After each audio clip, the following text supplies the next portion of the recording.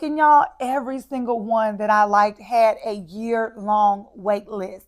I cannot stress, go to those daycares while you are pregnant. I mean that. You need to do that ASAP.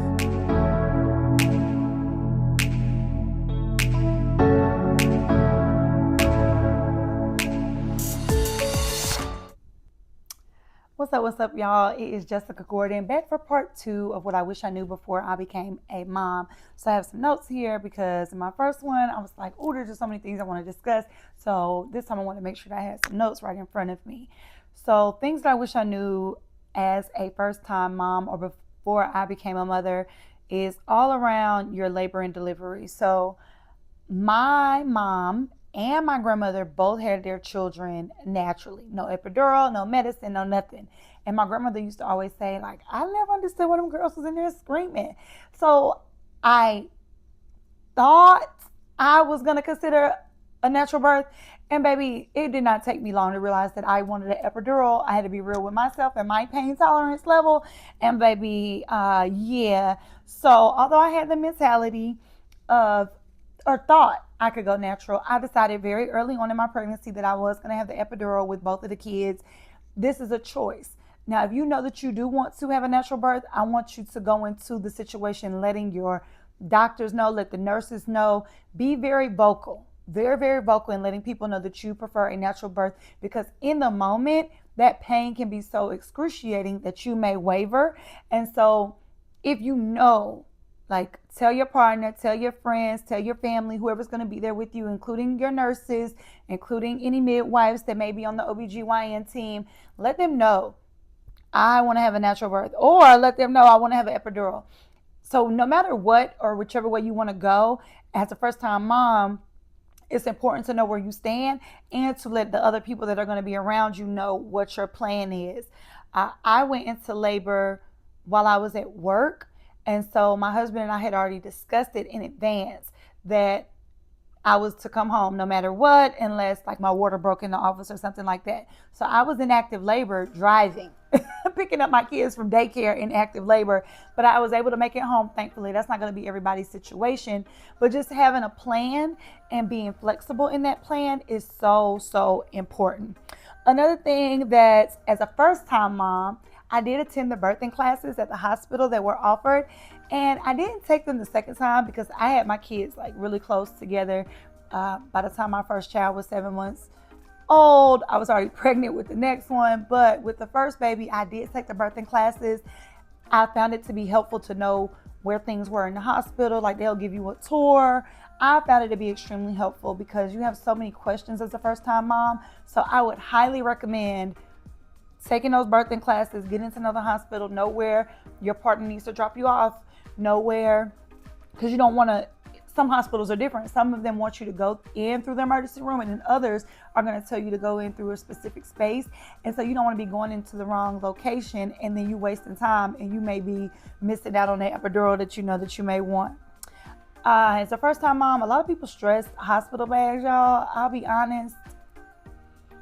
If I could turn the hands back, all that stuff that they talk about putting in a hospital bag, child, the only one thing that I regret not having is customized or like personalized blankets for my babies, because in their hospital pictures, they in that ugly little pink and blue and white wrap or blanket. I didn't like that. And so when I saw other moms with their personalized blanket, like with the baby monograms, with their initials, I was like, why didn't I think of that? Like, I wish I had thought of that. So that's the only thing. Like all that other stuff in the bags, of course you need your toothbrush. Of course you need certain things, items that you're going to put in your bag. But like that's something you're going to bring anyway. Deodorant, lotion, toothbrush. Like that's something you're going to put in an overnight bag anyway. So like I said, the only thing for me as a first time mom, I wish that I had been more intentional about the personalized blankets for the baby so that the baby was clothed in just personalized things instead of just that hospital stuff, because you know it's so basic. Like it does not look good. Another thing that I wish that I had known as a first time mom was don't let people give you an opinion about what you should be doing as a mother. So I was adamant about breastfeeding, and even people close to me felt a way about me breastfeeding. They wanted to know why I was sharing it online. I used to have a blog called Liquid Gold Mama. Like, I was posting even more than I post here, all about breastfeeding and supporting mothers through breastfeeding. When I first had the boys, so when they were 2 under 2, I was really, really going hard on Liquid Gold Mama. And truly, I'm an advocate for breastfeeding. So if you know you want to breastfeed, don't let anybody change your mind. Don't let people shame you. Don't let people make you feel bad. Don't let people tell you how long you should or should not breastfeed. That is your decision. It is your child. I breastfed the boys, both of them, for 12 months. So both of them were breastfed for 1 year apiece.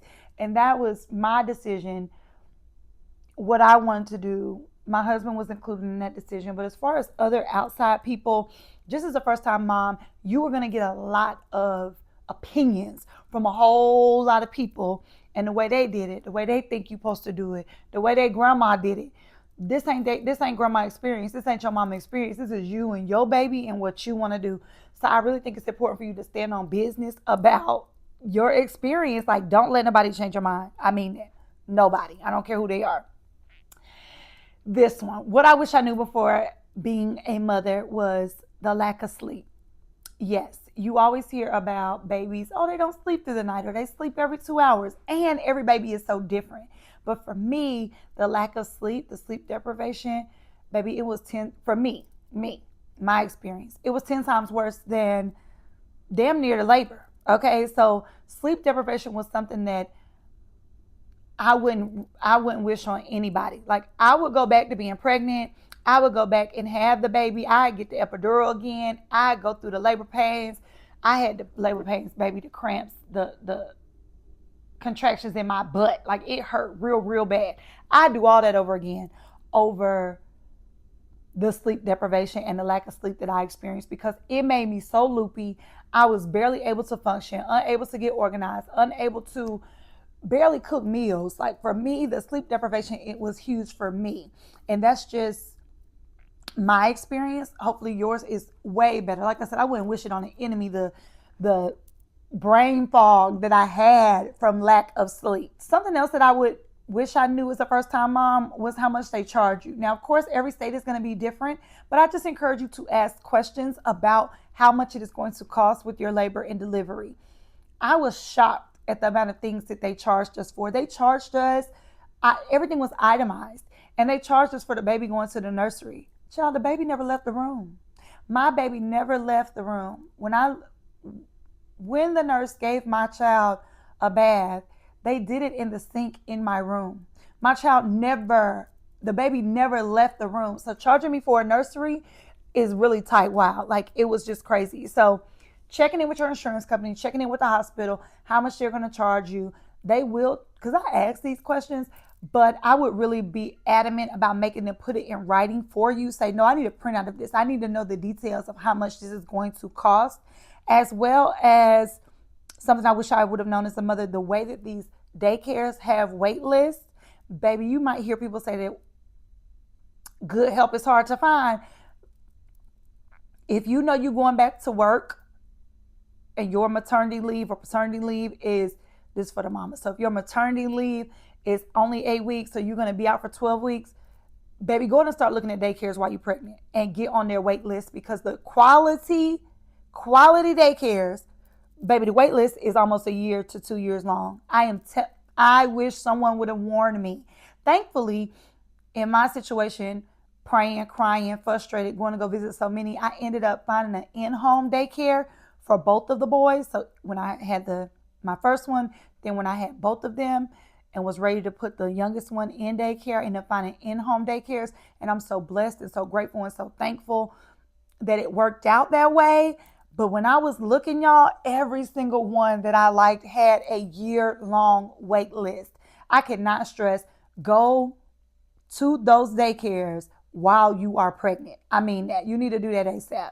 Okay, that is so, so important. So make sure you talk to your insurance provider. Make sure you're talking to the hospital about how much it's going to cost, as well as speaking with your employer. If you're employed by a company or a business, finding out maternity leave, ask questions about FMLA, even do your own research, because of course HR is not going to give you all the details But I hope that this list was a good one. I wanted to do a part 2 just because part 1 was getting a little bit long. But let me know if you have any questions.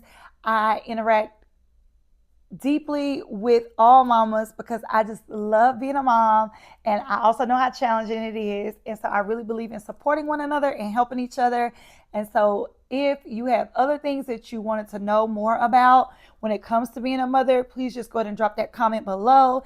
And if you made it to the end of this video, please just drop a purple heart below.